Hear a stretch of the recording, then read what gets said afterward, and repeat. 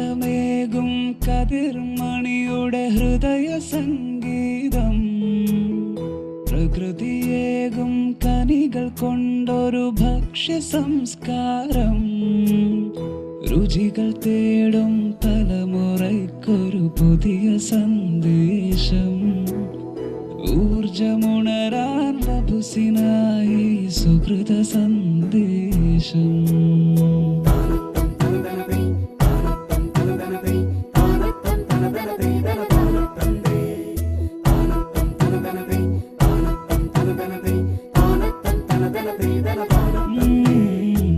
മധുരമാമി മനസ്സുകൾക്കൊരു മൃദുല സംഗീതം, രോഗമൊഴിയും തലമുറയ്ക്കൊരു പുതിയ സംസ്കാരം, ഇനിയുണരും ഭക്ഷ്യ സംസ്കൃതി നിറയെ വളരണം, ഇനിയും ഈ വനസന്ധ്യ തോറും പൂക്കൾ നിറയണം.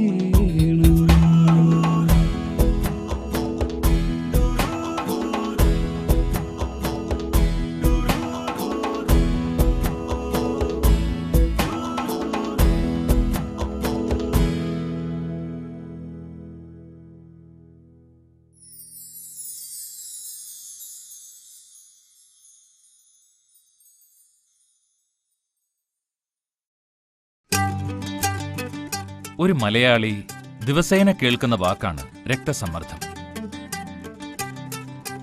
ഹൃദയം തള്ളിവിടുന്ന രക്തം ധമനികളിൽ ഉളവാക്കുന്ന മർദ്ദമാണ് രക്തസമ്മർദ്ദം. രക്തസമ്മർദ്ദത്തെക്കുറിച്ചുള്ള പഠനം ആദ്യമായി നടത്തിയത് ഈജിപ്തുകാരാണെന്ന് വിശ്വസിക്കപ്പെടുന്നു. സ്റ്റീഫൻ ഹെയിൽസ് എന്ന ഇംഗ്ലീഷ് പുരോഹിതനാണ് രക്തസമ്മർദ്ദത്തെക്കുറിച്ച് ആദ്യമായി ഗ്രന്ഥമെഴുതിയത്. രക്തത്തിന്റെ കണ്ടുപിടുത്തത്തെക്കാളും പ്രാധാന്യമർഹിക്കുന്നതാണ് രക്തസമ്മർദ്ദത്തിന്റേതെന്ന് 19-ാം നൂറ്റാണ്ടിലെ ഫിസിയോളജിസ്റ്റായിരുന്ന ജോഹന്നാസ് മുള്ളർ പറയുന്നു. എന്തുകൊണ്ടാണ് രക്തസമ്മർദ്ദത്തിന് ഇത്ര പ്രാധാന്യം? 19-ാം നൂറ്റാണ്ടിന്റെ ആരംഭം വരെ രോഗപട്ടികയിൽ ഇല്ലാതിരുന്ന രക്തസമ്മർദ്ദം അതിനുശേഷം എങ്ങനെയാണ് മാരകരോഗങ്ങളുടെ പട്ടികയിൽ ഇടം പിടിച്ചത്? അന്നുവരെ മരുന്ന് കഴിക്കേണ്ടതായി ഇല്ലാതിരുന്ന രക്തസമ്മർദ്ദത്തിന് മരണം വരെ മരുന്ന് കഴിക്കണമെന്ന മരുന്നടിമത്വം പിന്നീട് എങ്ങനെയാണ് ഉണ്ടായത്? നമുക്ക് കേൾക്കാം കൂടുതൽ ശ്രീ ഡോക്ടർ ജേക്കബ് വടക്കാഞ്ചേരിയിൽ നിന്ന്.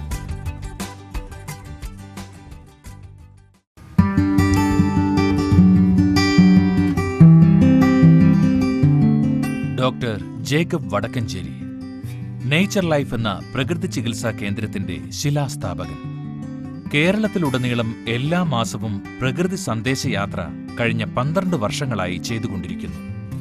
ഡോക്ടർ ജേക്കബ് വടക്കഞ്ചേരി കോളേജ് പഠനത്തിനിടയിൽ തന്നെ സാമൂഹ്യ പ്രവർത്തനങ്ങളിൽ സജീവമാവുകയും പിന്നീട് തന്റെ ജീവിതം രാസവിമുക്ത ജീവിതശൈലി എന്ന സ്വപ്നത്തിനു വേണ്ടി സമർപ്പിക്കുകയും ചെയ്തു.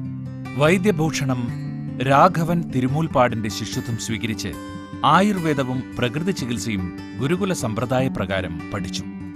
ഹിമാലയത്തിലെ ഋഷികേശിലെ ശിവാനന്ദ ആശ്രമത്തിൽ നിന്നും യോഗ അഭ്യസിച്ചു. മികച്ച സാമൂഹിക പ്രവർത്തകനുള്ള 1995-ലെ spirit of Assisi national award doctor ജേക്കബിന് ലഭിച്ചു.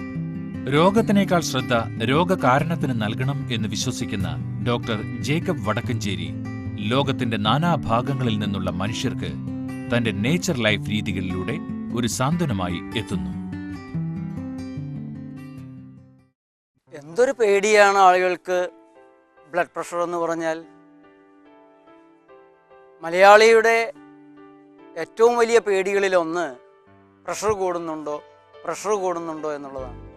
പ്രധാനപ്പെട്ട ഒരു ചോദ്യമുള്ളത്, നിങ്ങളെ 10 ദിവസം പട്ടിണി കിട്ടുമെന്ന് വിചാരിക്കുക, നിങ്ങളുടെ പ്രഷർ എങ്ങനെയുണ്ടാകും?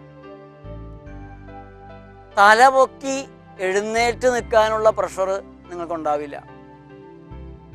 ഇത് ബ്ലഡ് പ്രഷർ ആണോ അതോ ഫുഡ് പ്രഷർ ആണോ? ഏതാണ്? ഫുഡ് പ്രഷറാണ്. നിങ്ങൾ പഴങ്ങൾ തന്നെ ധാരാളം കഴിക്കുന്നു. ഈ പഴങ്ങൾ ദഹിച്ച് രക്തമുണ്ടാകുന്നതും ആ രക്തത്തിൻ്റെ പ്രവാഹം, അതിൻ്റെ പ്രഷർ ഒരിക്കലും ഹൈ പ്രഷർ ആവില്ല, ആവാൻ സാധ്യമല്ല.